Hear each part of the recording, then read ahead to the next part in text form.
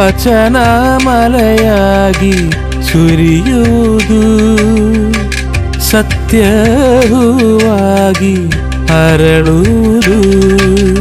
ಸತ್ಯ ಸತ್ಯವೇ, ಸತ್ಯ ಸತ್ಯವೇ, ಸತ್ಯ ಸತ್ಯವೇ. ದೇವರ ಪರಿಶುದ್ಧವಾದ ನಾಮಕ್ಕೆ ಸ್ತೋತ್ರವಾಗಲಿ. ಅಗಾಪೆ ಗಾಸ್ಪೆಲ್ ಮಿನಿಸ್ಟ್ರೀಸ್ನ ಸತ್ಯಂ ಸತ್ಯವೇ ಅನ್ನುವಂಥ ಈ ಸುವಾರ್ಥ ಸಂದೇಶಕ್ಕೆ ಕ್ರಿಸ್ತನ ಪ್ರೀತಿಯಲ್ಲಿ ನಿಮ್ಮೆಲ್ಲರನ್ನ ನಾನು ಸ್ವಾಗತಿಸುತ್ತೇನೆ. ಸತ್ಯ ಸತ್ಯವೇ, ಸತ್ಯ ಸತ್ಯವೇ. ಪ್ರೇಕ್ಷಕರಿಗೆ ಕ್ರಿಸ್ತನ ನಾಮದಲ್ಲಿ ವಂದನೆಗಳು. ಪ್ರಿಯರೇ, ಭಾರತ ದೇಶ ಬಿಡುಗಡೆ ಆಗಿದೆ ಅಥವಾ ಸ್ವತಂತ್ರ ಬ್ರಿಟಿಷರಿಂದ ಹೊಂದಿದೆ. ಆದರೂ ಸ್ವತಂತ್ರ ಬೇಕು ಅಂತ ನಾನು ಹೇಳೋದಾದ್ರೆ ನಿಮ್ಮ ರಿಯಾಕ್ಷನ್ ಹೇಗಿರ್ತದೆ? ಬಹುಶಃ ಕೆಲವರು ನೆನೆಸ್ಬೋದೇನೋ, ಹಾಗಾದ್ರೆ ಭಾರತ ಸ್ವತಂತ್ರವಾಗಿಲ್ವಾ? ಆದರೆ ನಾನು ಹೇಳುವಂಥ ಸ್ವತಂತ್ರ ನಿಮಗೆ ಅಗತ್ಯ ಇದೆ ಎಂಬುದಾಗಿ ಹೇಳಿದ್ರೆ ಪ್ರಿಯರೇ, ಹಾಗಾಗಿ ಯೇಸುವಿನಲ್ಲಿರುವಂಥ ಸ್ವತಂತ್ರತೆಯ ಬಗ್ಗೆ ನಾನು ಮಾತನಾಡಲಿಕ್ಕಿದ್ದೇನೆ. ಯೇಸುವಿನಲ್ಲಿರುವಂಥ ಸ್ವತಂತ್ರತೆ ಯಾವುದಕ್ಕೆ ಬಂಧಿತರಾಗಿದ್ವಿ ಅನ್ನುವಂಥದ್ದು ಮೊದಲು ನಾವು ತಿಳಿಬೇಕು. ಮೊದಲು ತಿಳಿಬೇಕಾಗಿರೋದು ಯಾವುದಕ್ಕೆ ಬಂಧಿತರಾಗಿದ್ವಿ, ಯಾವ ಬಂಧನದಲ್ಲಿದ್ದೀವಿ ನಾವು, ಯಾಕೆ ನಮಗೆ ಸ್ವತಂತ್ರ ಇಲ್ಲ ಅನ್ನುವಂಥದ್ದು ಮೊದಲು ತಿಳಿಬೇಕು. ಎರಡನೆಯದು, ಹಾಗಾದರೆ ಬಂಧನದಲ್ಲಿ ಇರೋದೇ ಆದರೆ ಹಾಗಾದರೆ ಬಿಡುಗಡೆ ಹೇಗೆ ಹೊಂದೋದು, ಯಾರು ಈ ಬಿಡುಗಡೆಯನ್ನು ಕೊಡ್ತಾರೆ ಅನ್ನೋದನ್ನ ನಾವು ತಿಳಿಬೇಕು. ಯೇಸುವಿನಲ್ಲಿರುವಂಥ ಸ್ವತಂತ್ರತೆಯನ್ನ ನಾನು ವಿವರಿಸಲಿಕ್ಕೆ ಹೋಗುವಾಗ ಮೊದಲನೇದಾಗಿ ತಿಳಿಬೇಕಾಗಿರೋದು ನಾವು ಬಂಧನದಲ್ಲಿ ಇದ್ದೇವಾ, ನೀವು ಬಂಧನದಲ್ಲಿ ಇದ್ದೀರಾ ಅನ್ನೋದು ತಿಳಿಬೇಕು. ಎರಡನೇದು, ಬಂಧನದಲ್ಲಿ ಇರೋದೇ ಆದರೆ ಹಾಗಾದ್ರೆ ಹೇಗೆ ಬಿಡುಗಡೆ ಹೊಂದೋದು, ಯಾರು ಬಿಡಿಸ್ತಾರೆ ಅನ್ನುವುದು ಪ್ರಶ್ನೆ. ಮೂರನೇ ಪ್ರಶ್ನೆ, ಈ ಬಂಧನದ ಇರುವಂಥ ಸಮಯದಲ್ಲಿ ಬಿಡುಗಡೆಯನ್ನ ಹೊಂದೋದಕ್ಕೆ ಆಸೆ ಪಡದೆ ಇರೋದಕ್ಕೂ ಬಂಧನದಲ್ಲಿ ಇನ್ನೂ ಇರೋದಕ್ಕೂ ಕಾರಣ ಏನು? ಮೂರು ಅಂಶಗಳನ್ನ ಈ ಒಂದು ವಿಷಯದ ಕೆಳಗೆ ನಾನು ತಿಳಿಸುವಂಥವನಾಗಿದ್ದೇನೆ. ಮೊದಲನೇದು ಬಂಧನ, ಎರಡನೇದು ಬಿಡುಗಡೆ, ಮೂರನೇದು ಬಿರುಕಿನ ಬಗ್ಗೆ ತಿಳಿಸ್ತೇನೆ. ಮೊದಲನೇದು ಬಂಧನ, ಎರಡನೇದು ಬಿಡುಗಡೆ, ಮೂರನೇದು ಬಿರುಕಿನ ಬಗ್ಗೆ ತಿಳಿಸ್ತೇನೆ. ಯೇಸು ಬಂಧನದಿಂದ ಬಿಡಿಸುತ್ತಾನೆ, ಯೇಸು ಸ್ವತಂತ್ರಗೊಳಿಸುತ್ತಾನೆ ಅನ್ನುವಂಥ ವಿಷಯದ ಅಡಿಯಲ್ಲಿ ಈ ಮೂರು ಅಂಶಗಳನ್ನ ನಾವು ಯೋಚಿಸ್ತಾ ಬರೋಣ. ಯೋಹಾನ 8ನೇ ಅಧ್ಯಾಯದಲ್ಲಿ ಯೇಸು ಸ್ವಾಮಿ ಹೀಗೆ ಹೇಳಿದ್ದಾರೆ, ನೀವು ನನ್ನ ಮಾತುಗಳಲ್ಲಿ ನೆಲೆಗೊಂಡಿದ್ದರೆ ನೀವು ಸತ್ಯವನ್ನ ತಿಳ್ಕೊಳ್ಳುವಿರಿ, ಸತ್ಯವು ನಿಮ್ಮನ್ನ ಬಿಡುಗಡೆ ಮಾಡುವುದು. ನೀವು ನನ್ನ ಮಾತುಗಳಲ್ಲಿ ನೆಲೆಗೊಂಡಿದ್ದರೆ, ನಂಬಿದವರಿಗೆ ಯೇಸು ಸ್ವಾಮಿ ಅಲ್ಲಿದ್ದಂಥ ಯೆಹೂದ್ಯರು, ನಂಬಿದಂಥ ಯೆಹೂದ್ಯರಿಗೆ ಯೇಸು ಸ್ವಾಮಿ ಯೋಹಾನ 8ನೇ ಅಧ್ಯಾಯ 31ನೇ ವಾಕ್ಯದಲ್ಲಿ ಹೇಳ್ತಾ ಇದ್ದಾರೆ, ಯೆಹೂದ್ಯರು ನಂಬಿದ್ದಾರೆ, ಯೇಸು ಸ್ವಾಮಿ ಹಿಂಬಾಲಿಸ್ತಾ ಇದ್ದಾರೆ, ಆದರೆ ನೀವು ನನ್ನ ಮಾತುಗಳಲ್ಲಿ ನೆಲೆಗೊಂಡಿದ್ದರೆ ನೀವು ಸತ್ಯವನ್ನ ತಿಳ್ಕೊಳ್ತೀರಾ, ಆ ಸತ್ಯವು ನಿಮ್ಮನ್ನ ಬಿಡುಗಡೆ ಮಾಡುವುದು. ಅನಂತರ ಅವ್ರು ಹೇಳ್ತಾರೆ, ಹಾಗಾದ್ರೆ ನಾವು ಯಾವ ಬಂಧನದಲ್ಲಿದ್ದೇವೆ, ಯೆಹೂದ್ಯರು ಹೇಳ್ತಾರೆ, ನಾವು ಹಾಗಾದ್ರೆ ಯಾವ ಬಂಧನದಲ್ಲಿದ್ದೇವೆ, ನಾವು ಯಾವ ಬಂಧನದಲ್ಲಿ ಇಲ್ಲ ಎಂಬುದಾಗಿ ಅವರ ಭ್ರಮೆ. ಯೇಸು ಹೇಳ್ತಾರೆ, ನೀವು ಪಾಪದ ಬಂಧನದಲ್ಲಿ ಇದ್ದೀರಿ, ಪಾಪ ಮಾಡುವವನು ಪಾಪಕ್ಕೆ ಗುಲಾಮನಾಗಿದ್ದಾನಂತೆ ಯೇಸು ಸ್ವಾಮಿ ಹೇಳ್ತಾನೆ. ಅದಾದ ಮೇಲೆ ಯೇಸು ಹೇಳ್ತಾರೆ, ಈ ಒಂದು ಗುಲಾಮಗಿರಿಯಿಂದ, ಪಾಪದ ದಾಸತ್ವದಿಂದ ಮಗನು ಬಿಡಿಸಿದರೆ ನೀವು ಬಿಡುಗಡೆ ಹೊಂದುವಿರಿ ಎಂಬುದಾಗಿ ಯೇಸು ತಿಳಿಸ್ತಾರೆ. ಅವ್ರು ಹೇಳ್ತಾರೆ, ನಾವು ಅಬ್ರಹಾಮನ ವಂಶಸ್ಥರು, ನಮಗೆ ನಿನ್ನ ಅಗತ್ಯ ಏನಿದೆ, ನಾವೇನಾದ್ರೂ ವ್ಯಭಿಚಾರದಿಂದ ಹುಟ್ಟಿದವರ ಎಂಬುದಾಗಿ ಅವರು ಕೆಲವು ಮಾತುಗಳನ್ನ ಯೇಸುವಿನ ಆ ಸ್ವತಂತ್ರದ ಬಿಡುಗಡೆಯನ್ನ ಯೇಸುವಿನ ಮುಖಾಂತರವಾಗಿ ಹೊಂದಿಕೊಳ್ಳೋದಕ್ಕೆ ಮುಂದಾಗದೆ, ಹೇಗೆ ಬಿಡುಗಡೆ ಹೊಂದ್ಕೊಳ್ತೀರಿ, ಹೇಗೆ ಕೊಡ್ತೀರಿ ಅನ್ನುವಂಥ ವಿಷಯಕ್ಕೆ ಬರದೆ ಅವರು ಯೇಸು ಸ್ವಾಮಿಯನ್ನ ವಿರೋಧ ಮಾಡ್ತಾರೆ. ಯೇಸು ಸ್ವಾಮಿಯನ್ನ ಕೊಲ್ಲುವಂಥ ಮನಸ್ಥಿತಿಗೆ ಅವರು ಬರ್ತಾರೆ. ಯಾಕಂದ್ರೆ ಮೊದಲೇ ಅವರಿಗೆ ಕೋಪ ಬಂತು, ನೀವು ಬಂಧನದಲ್ಲಿ ಇದ್ದೀರಿ ಎಂಬುದಾಗಿ ಹೇಳಿದಾಗ. ಎರಡನೇದು, ಯೇಸು ಅದನ್ನ ಬಿಡುಗಡೆ ಯೇಸು ಆ ಬಿಡುಗಡೆನ ಕೊಡ್ಲಿಕ್ಕೆ ಮಾಡ್ಲಿಕ್ಕೆ ಸಾಧ್ಯ ಎಂಬುದಾಗಿ ಹೇಳುವಾಗ ಇನ್ನೂ ಕೋಪಗೊಳ್ತಾರೆ. ಆಗ ಯೇಸು ಸ್ವಾಮಿ ಹೇಳ್ತಾರೆ, ನೀವು ನನ್ನ ಮಾತುಗಳನ್ನ ಯಾಕೆ ನೀವು ಗ್ರಹಿಸಲಿಲ್ಲ ಅಂದ್ರೆ ನನ್ನ ಮಾತುಗಳನ್ನ ನೀವು ಕೇಳಲಿಲ್ಲ ಎಂಬುದಾಗಿ ಯೇಸು ಸ್ವಾಮಿ ಅವ್ರಿಗೆ ಹೇಳ್ತಾನೆ. ಅನಂತರ ಇನ್ನೊಂದು ಅಂಶವನ್ನ ಹೇಳ್ತಾನೆ, ನೀವು ನನ್ನ ಮಾತುಗಳನ್ನ ಕೇಳದೆ ಇರೋದಕ್ಕೆ ಮತ್ತೊಂದು ಕಾರಣ ಇದೆ, ಏನಂದ್ರೆ ನೀವು ಸೈತಾನನಿಂದ ಹುಟ್ಟಿದವರಾಗಿದ್ದೀರಿ ಅಂತ ಯೇಸು ಸ್ವಾಮಿ ಹೇಳ್ತಾನೆ. ಅಷ್ಟೊತ್ತಿಗಾಗಲೇ ಅವರ ಮುಖ ಕೆಂಪಾಗಿ ಬಹುಶಃ ಯೇಸು ಸ್ವಾಮಿ ನೆನ್ನೆ ನುಂಗು ಬಿಡಬೇಕು ಅನ್ನುವಂಥ ಸ್ಥಿತಿ ಇತ್ತು. ಈ ವೇದ ಭಾಗವನ್ನ ನಾವೀಗ ಗ್ರಹಿಸೋದಕ್ಕೆ ಪ್ರಯತ್ನ ಮಾಡೋಣ.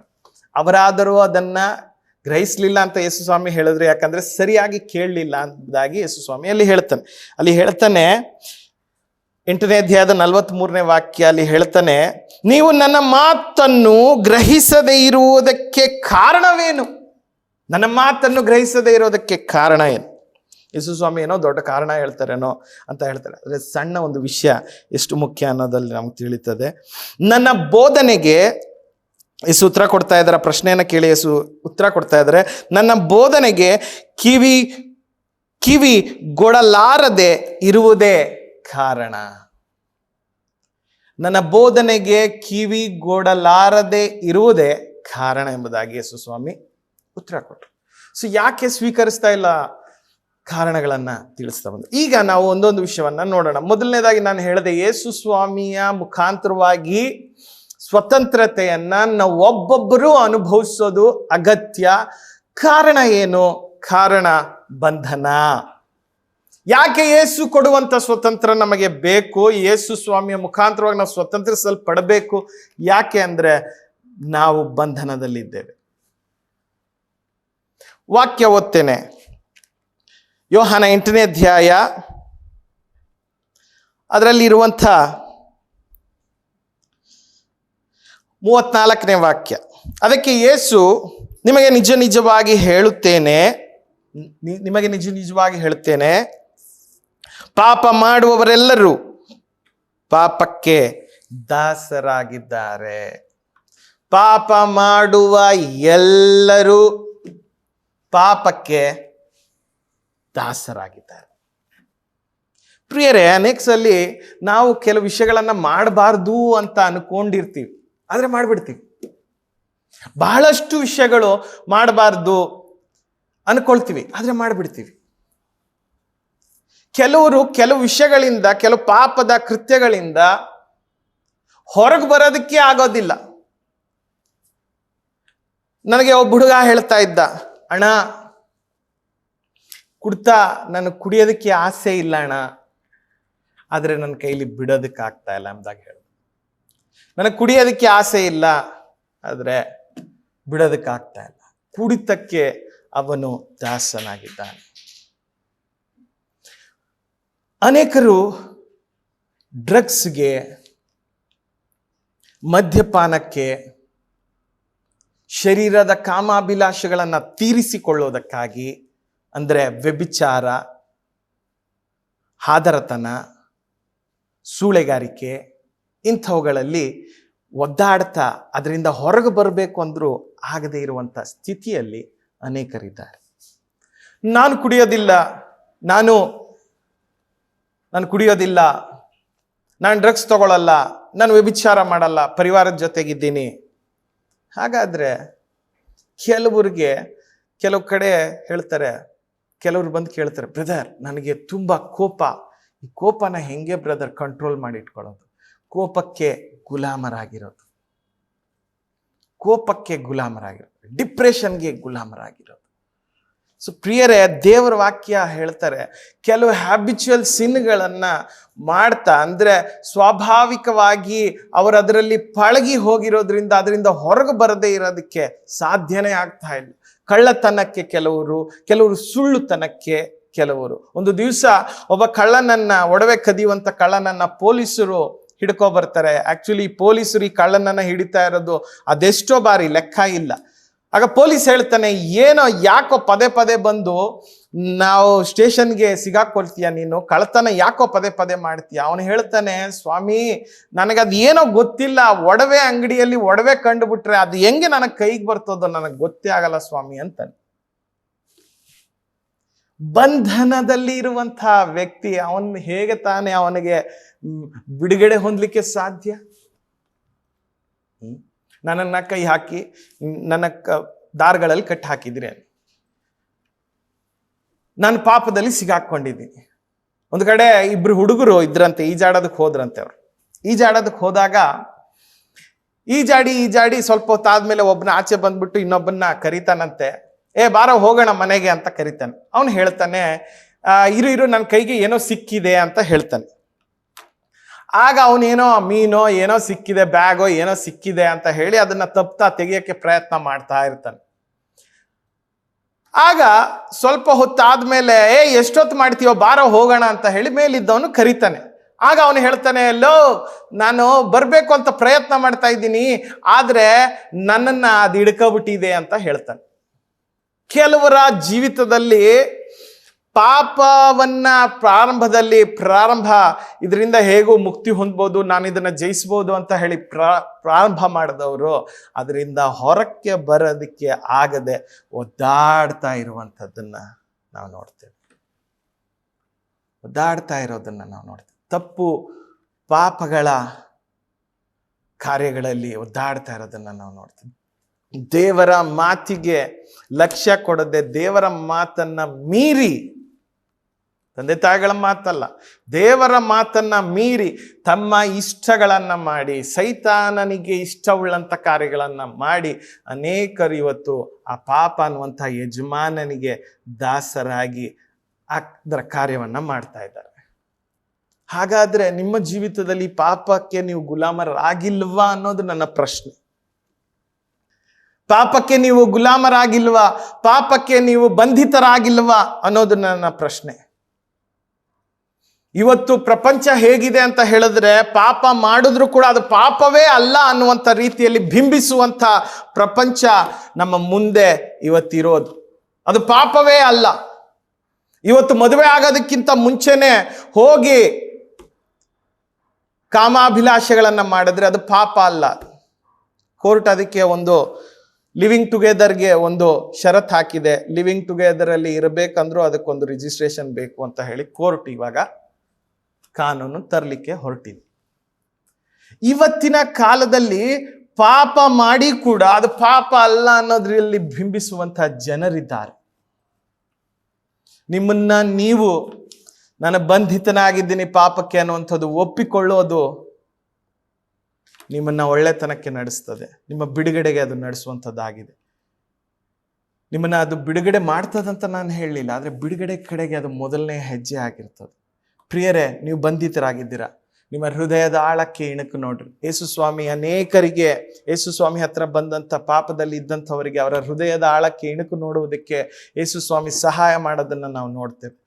ಸಮಾರ್ಯ ಸ್ತ್ರೀ ಅಂತ ಹೇಳಿ ಗಂಡನ ಜೊತೆಯಲ್ಲಿ ಬದುಕದೆ ಆಕೆ ಪುರುಷರೊಂದಿಗೆ ಬದುಕ್ತಾ ಇದ್ದಂಥ ಒಬ್ಬ ಸ್ತ್ರೀ ಇರ್ತಾಳೆ. ಆಗ ಯೇಸುಸ್ವಾಮಿ ಅಂತಾರೆ, ಜೀವದ ನೀರು ನಿನಗೆ ಬೇಕಾಗಿದ್ರೆ ನಿನ್ನ ಗಂಡನನ್ನ ಕರ್ಕೋಬ. ಹಾಗೆ ಆಕೆ ಹೇಳ್ತಾಳೆ, ನನಗೆ ಗಂಡ ಇಲ್ಲ. ಎಸ್, ನನಗೆ ಗೊತ್ತು ಅದು, ನಿನಗೆ ಗಂಡ ಇಲ್ಲ, ನಿನಗೆ 5 ಜನ ಗಂಡಂದಿರು ಎಂಬುದಾಗಿ ಆತನ ಯೇಸುಸ್ವಾಮಿ ಹೇಳ್ತಾನೆ. ಪ್ರಿಯರೇ, ಯೇಸುಸ್ವಾಮಿ ಆಕೆ ಹೃದಯವನ್ನ ಒಮ್ಮೆ ಪರೀಕ್ಷೆಗೆ ಒಳಪಡಿಸ್ತಾನೆ. ಒಂದು ವ್ಯಭಿಚಾರಿಯ ಸ್ತ್ರೀಯನ್ನ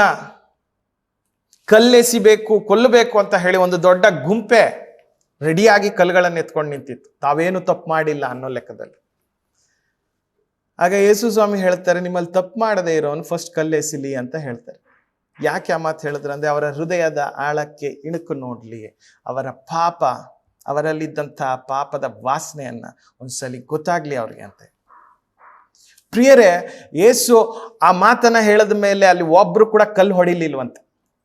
ಯಾರು ನಿನ್ನ ಮೇಲೆ ಕಲ್ಲೆಸಿಲಿಲ್ವಾ ಅಮ್ಮ ಎಂಬುದಾಗಿ ಆ ವ್ಯಭಿಚಾರಿಣಿ ಸ್ತ್ರೀಗೆ ಯೇಸುಸ್ವಾಮಿ ಕೇಳ್ತಾರೆ.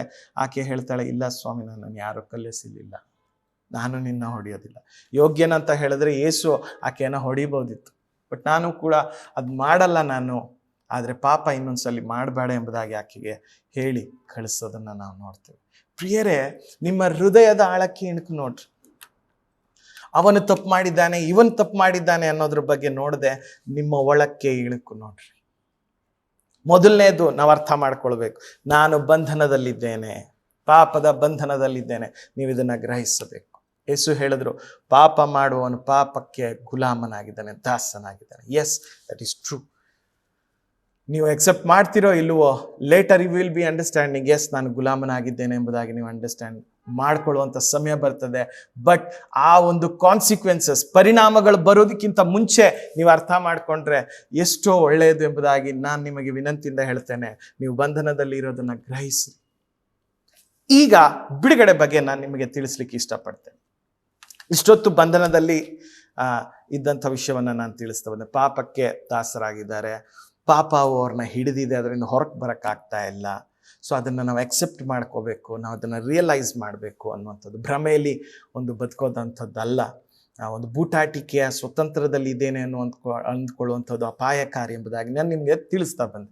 ಈಗ ಯೇಸು ಸ್ವಾಮಿ ಹೇಳಿದಂಥ ಬಿಡುಗಡೆಯ ವಿಷಯದ ಬಗ್ಗೆ ನಾನು ಹೇಳ್ತೇನೆ. ಯೇಸು ಸ್ವಾಮಿ ಅವರಿಗೆ ಹೇಳಿದ್ರು, 31ನೇ ವಾಕ್ಯದಲ್ಲಿ ಹೇಳಿದ್ರು, ನಿಜವಾಗಿ ನೀವು ಸತ್ಯವನ್ನ ತಿಳ್ಕೊಳ್ತೀರಾ, ನನ್ನ ವಾಕ್ಯದಲ್ಲಿ ನೆಲೆಗೊಂಡಿದ್ದಾರೆ. ಆ ಸತ್ಯವು 31ನೇ ವಾಕ್ಯದಲ್ಲಿ ಹೇಳ್ತದೆ, ಯೋಹಾನ 8:31 ಮತ್ತು ಸತ್ಯವು ನಿಮ್ಮನ್ನು ಬಿಡುಗಡೆ ಮಾಡುವುದು, ನಿಮ್ಮನ್ನು ಆ ಸತ್ಯ ಬಿಡುಗಡೆ ಮಾಡೋದು. ಅನಂತರ ಯೇಸು ಸ್ವಾಮಿ ಹೇಳ್ತಾ ಬಂದ್ರು, ಪಾಪಕ್ಕೆ ಗುಲಾಮನಾಗಿದ್ದಾನೆ, ದಾಸನಾಗಿದ್ದಾನೆ.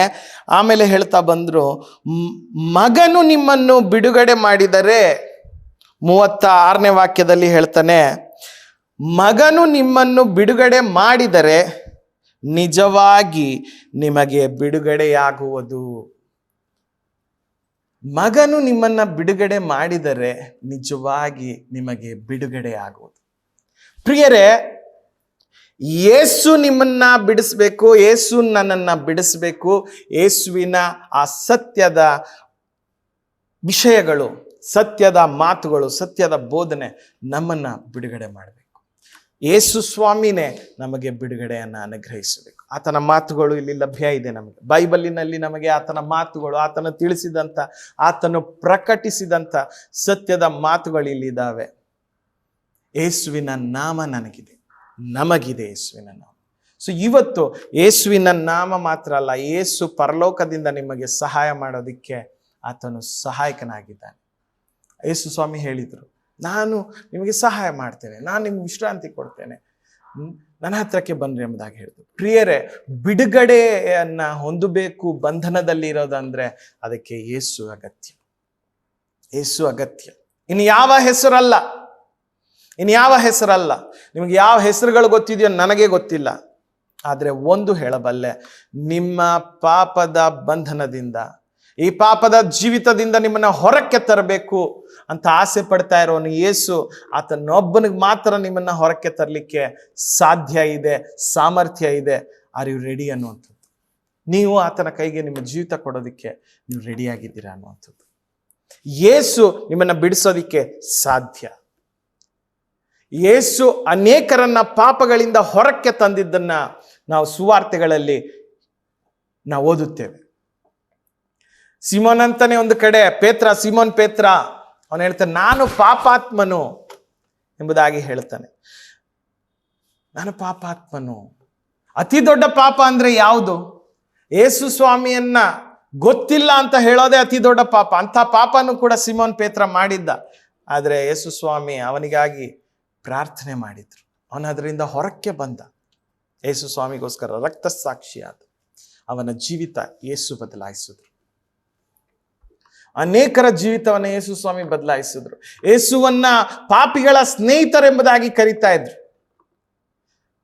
ಯೇಸು ಸ್ವಾಮಿ ಮಾಡ್ತಾ ಇದ್ದಿದ್ದೇನಲ್ಲಿ ಹಾಗಾದ್ರೆ? ಬರೀ ತನ್ನ ಶಾರೀರಿಕವಾದಂತಹ ಒಂದು ಆಸೆಗಳನ್ನ ಅಮಲೇರಿಸಿಕೊಂಡು ಇರ್ತಾ ಇದ್ನ ಅಲ್ಲಿ? ಇಲ್ಲ ಪ್ರಿಯರೇ. ಯೇಸು ಸ್ವಾಮಿ ಅಲ್ಲಿದ್ದಂಥ ವ್ಯಕ್ತಿಗಳಿಗೆ ಹೇಳ್ತಾ ಇದ್ರು, ನಾನು ಪಾಪಿಗಳನ್ನ ಹುಡುಕಿ ರಕ್ಷಿಸೋದಕ್ಕೆ ಬಂದೆನು ಎಂಬುದಾಗಿ. ಹುಡುಕಿ ರಕ್ಷಿಸೋದಕ್ಕೆ ಬಂದೆನು. ಹಾಗಾಗಿ ಜಕ್ಕಾಯನ ಅನ್ನುವಂಥ ಒಬ್ಬ ಸುಂಕದ ಗುತ್ತಿಗೆದಾರನಾದಂಥ ಜಕ್ಕಾಯನು, ಸುಲುಕೊಳ್ಳುವಂಥವನು, ಸಮಾಜದ ದೃಷ್ಟಿಯಲ್ಲಿ ಪಾಪಿ ಎಂಬುದಾಗಿ ಹೆಸರು ತೆಗೆದುಕೊಂಡಿದ್ದಂಥವನು, ಆತನು ಬಿಡುಗಡೆ ಆಗ್ತಾನೆ. ಈತನು ಅಬ್ರಹಾಮನ ವಂಶಸ್ಥನು ಎಂಬುದಾಗಿ, ಇವತ್ತು ಈ ಮನೆಗೆ ರಕ್ಷಣೆ ಬಂತು ಎಂಬುದಾಗಿ ಯೇಸು ಸ್ವಾಮಿ ಹೇಳ್ತಾರೆ. ನಂತರ ಎಷ್ಟೋ ವ್ಯಭಿಚಾರಿಗಳು, ಒಬ್ಬ ವ್ಯಭಿಚಾರಿಣಿ ಸ್ತ್ರೀ ಯೇಸುವಿನ ಪಾದದ ಹತ್ರ ಬಂದು ಕಣ್ಣೀರನ್ನ ಹಾಕ್ತಾ ಆಕೆ ಯೇಸುವಿನ ಪಾದಗಳನ್ನ ತನ್ನ ಕೂದಲಿನಲ್ಲಿ ಒರೆಸ್ತಾ ಅನಂತರ ದ್ರವ್ಯವನ್ನ ಹಚ್ಚಿ ಆ ಪಾದವನ್ನ ಆರಾಧಿಸೋದನ್ನ ನೋಡ್ತೇವೆ. ಯಾಕೆ ಈ ಆರಾಧನೆ? ಒಂದು ಸ್ತ್ರೀಯ ಕೂದಲು ಮಹಿಮೆಯನ್ನ ಸೂಚಿಸುತ್ತದೆ. ಆ ಮಹಿಮೆಯನ್ನ ತೆಗೆದು ತನಗೆ ಆ ಮಹಿಮೆಯನ್ನ ತೆಗೆದುಕೊಳ್ಳದೆ ಆ ಮಹಿಮೆಯನ್ನು ಯೇಸುವಿನ ಪಾದಕ್ಕೆ ಆಕೆ ಹಾಕಿದ್ದಾದರೂ ಏಕೆ? ಯಾಕಂದ್ರೆ ಆ ಜೀವಿತ ಬದಲಾಗಿದ್ದು, ಆಕೆಯ ಕಣ್ಣೀರು ಪಶ್ಚಾತ್ತಾಪದ ಕಣ್ಣೀರಾಗಿತ್ತು.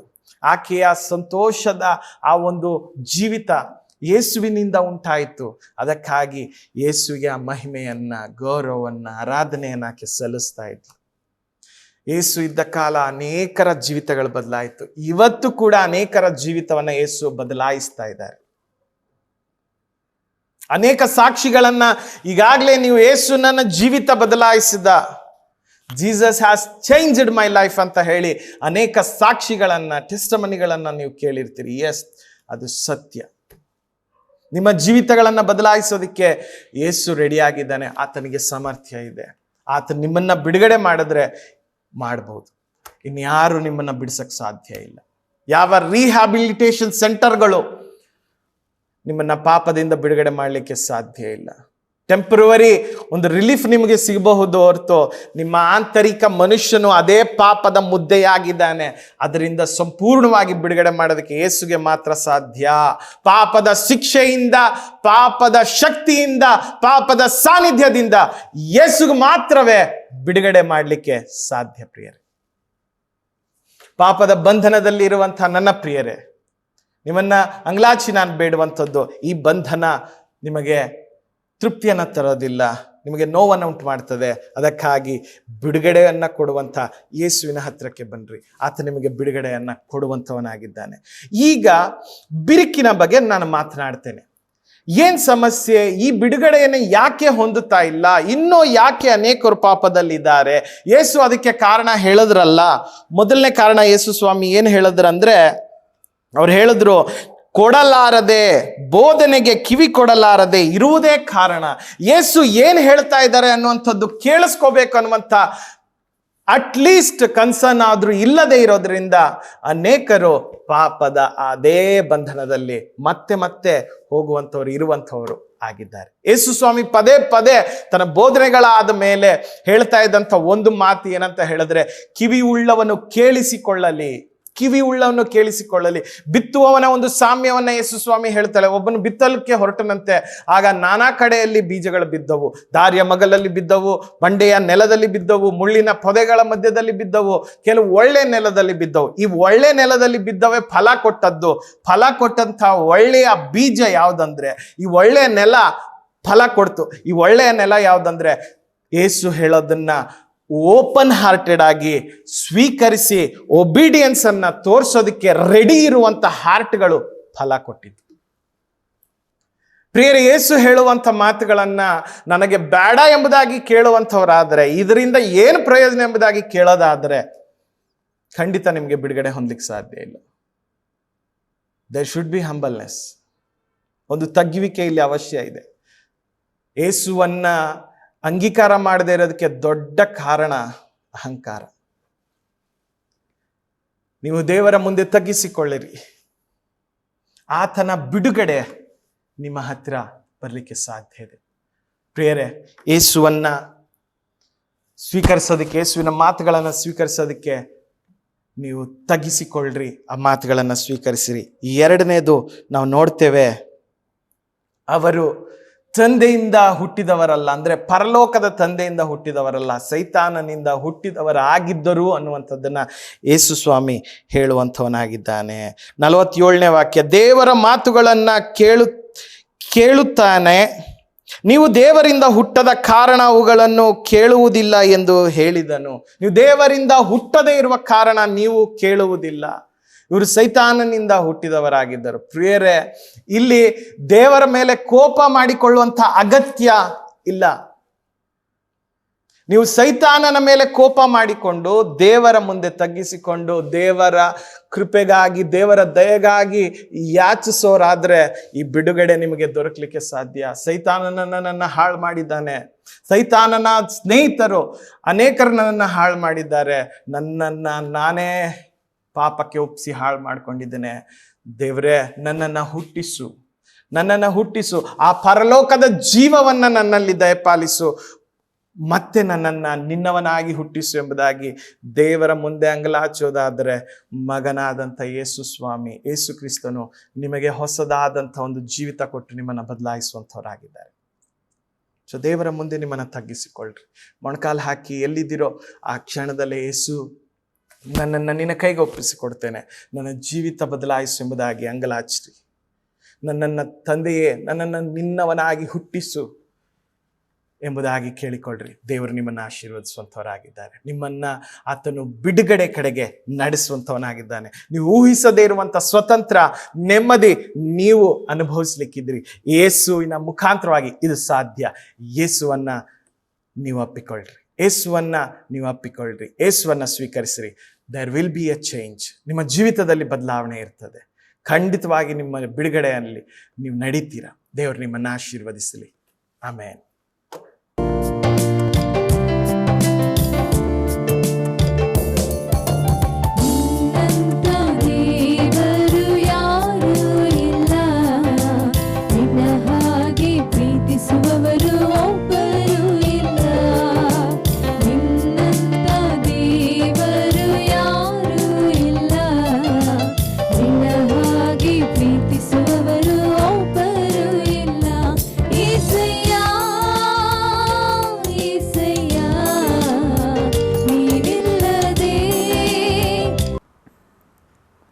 ಈ ಪ್ರೋಗ್ರಾಮ್ ನಿಮಗೆ ಆಶೀರ್ವಾದವಾಗಿದೆ ಎಂದು ನಾವು ನಂಬುತ್ತೇವೆ. ನಿಮಗೇನಾದರೂ ಅಭಿಪ್ರಾಯಗಳು, ಪ್ರಾರ್ಥನಾ ಮನವಿಗಳು ಇರೋದಾದರೆ ನಿಮ್ಮ ಸಂಕೋಚವಿಲ್ಲದೆ ನೀವು ಕಾಲ್ ಮಾಡಿ, ನಾವು ನಿಮಗೋಸ್ಕರವಾಗಿ ಖಂಡಿತವಾಗಿ ನಾವು ಪ್ರಾರ್ಥಿಸುತ್ತೇವೆ. ನೀವು ನಮ್ಮನ್ನು ಭೇಟಿ ಮಾಡಬೇಕಾದಂಥ ವಿಳಾಸ ಸತ್ಯಂ ಸತ್ಯವೇ, ಅಗಾಪೆ ಗಾಸ್ಪಲ್ ಮಿನಿಸ್ಟ್ರೀಸ್, ಮತ್ತಿಕೆರೆ, ಬೆಂಗಳೂರು 54. ಈ ಅಡ್ರೆಸ್ನಲ್ಲಿ ನೀವು ನಮ್ಮನ್ನು ಭೇಟಿ ಮಾಡಬಹುದು. ನಿಮಗೇನಾದರೂ ಪ್ರಾರ್ಥನಾ ಮನವಿಗಳು, ಪ್ರಾರ್ಥನಾ ವಿಷಯಗಳು, ಏನಾದರೂ ಸಮಸ್ಯೆಗಳು ಇರೋದಾದರೆ ಸಂಕೋಚವಿಲ್ಲದೆ ಈ ಸ್ಕ್ರೀನ್ನಲ್ಲಿ ಕಾಣಿಸುವಂಥ ಈ ನಂಬರ್ಗೆ ನೀವು ಕಾಲ್ ಮಾಡಿರಿ. ನಾವು ನಿಮಗೋಸ್ಕರವಾಗಿ ನಾವು ಪ್ರಾರ್ಥಿಸುತ್ತೇವೆ. ಮತ್ತು ಏನಾದರೂ ಬೈಬಲ್ ಸಂಬಂಧವಾಗಿರುವಂಥ ಪ್ರಶ್ನೆಗಳು, ಬೈಬಲ್ ಸಂಬಂಧವಾಗಿರುವಂಥ ಸಂಶಯಗಳು ನಿಮಗಿರೋದಾದರೆ ವಾಟ್ಸಾಪಿನಿಂದ ನೀವು ನಮಗೆ ಕೇಳ್ಬೋದು. ವಾಟ್ಸಾಪಿನಿಂದಲೇ ನಾವು ನಿಮಗೆ ಉತ್ತರವನ್ನು ಕೊಡುತ್ತೇವೆ. ಈ ಸಂದೇಶವನ್ನು ಮತ್ತು ಈ ಹಾಡನ್ನು ಪುನಃ ಕೇಳಬೇಕಾದರೆ ಸತ್ಯಂ ಸತ್ಯವೇ ಅನ್ನುವಂಥ ಯೂಟ್ಯೂಬ್ ಚಾನಲ್ ಮತ್ತು ಸತ್ಯಂ ಸತ್ಯವೇ ಅನ್ನುವಂಥ ಫೇಸ್ಬುಕ್ ಪೇಜ್ನಲ್ಲಿ ನೀವು ಸಂಪರ್ಕಿಸಿ. ಈ ಸಂದೇಶವನ್ನು ನಿಮಗೆ ಆಶೀರ್ವಾದವಾಗಿದ್ದರೆ ನಿಮ್ಮ ಸ್ನೇಹಿತರಿಗೂ ನೀವು ಇದನ್ನು ಶೇರ್ ಮಾಡಿರಿ. ಈ ಶುಭವಾರ್ತೆಯಲ್ಲಿ ನೀವು ಸಹ ಪಾಲ್ಗೊಂಡ್ರಿ. ದೇವರು ನಿಮ್ಮನ್ನು ಹೆಚ್ಚಾಗಿ ದೇವರು ನಿಮ್ಮನ್ನು ಆಶೀರ್ವಾದ ಮಾಡಲಿ. ದೇವ್ರ ನಾಮಕ್ಕೆ ಸ್ತೋತ್ರವಾಗಲಿ. ಆಮೇನ್. ವಚನ ಮಳೆಯಾಗಿ ಸುರಿಯುವುದು, ಸತ್ಯವಾಗಿ ಅರಳುವುದು. ಸತ್ಯ ಸತ್ಯವೇ, ಸತ್ಯ ಸತ್ಯವೇ, ಸತ್ಯ ಸತ್ಯವೇ.